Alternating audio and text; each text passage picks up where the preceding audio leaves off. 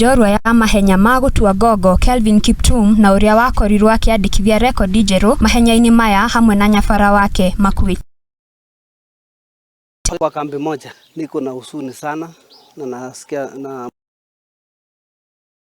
moyo. It is not easy to lose such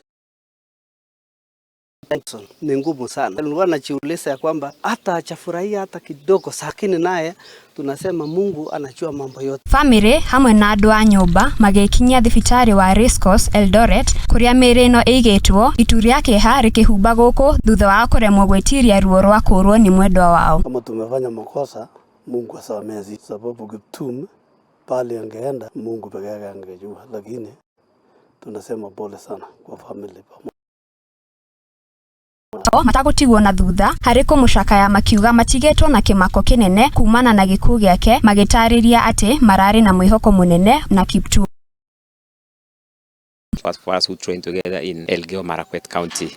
Remember that Kiptum, just his world record was just ratified 5 days ago after he broken the world record in Chicago. And Kiptum is one of the upcoming and young talented guys that everyone has hope in. We really expected that Kiptum is going to run sub 2 hours in Rotterdam Marathon, which was scheduled for April. And also we had very high hope that Kiptum is going to reclaim also the world marathon in the Olympics, given the fact that we are doing the marathons in this summer in Paris, France.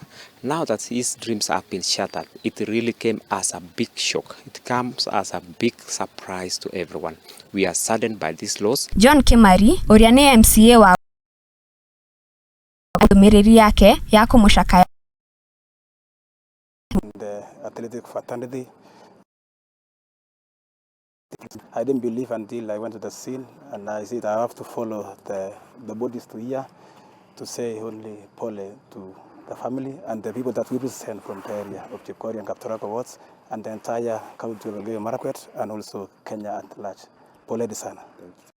Arata na ateng'eri angi ni meyumiritie gutuma ndumiriri cia kumucakaya makiranira gutigirira Kiptum na nyabara wake ni maheo gitio kiao kia mwisho na njira njega. Ningependa pia kusema pole kwa familia, kwa wakimbiaji wenzangu. I want to ask the rest of the members of the country of the departed heroes, and that we shall have peace in our hearts.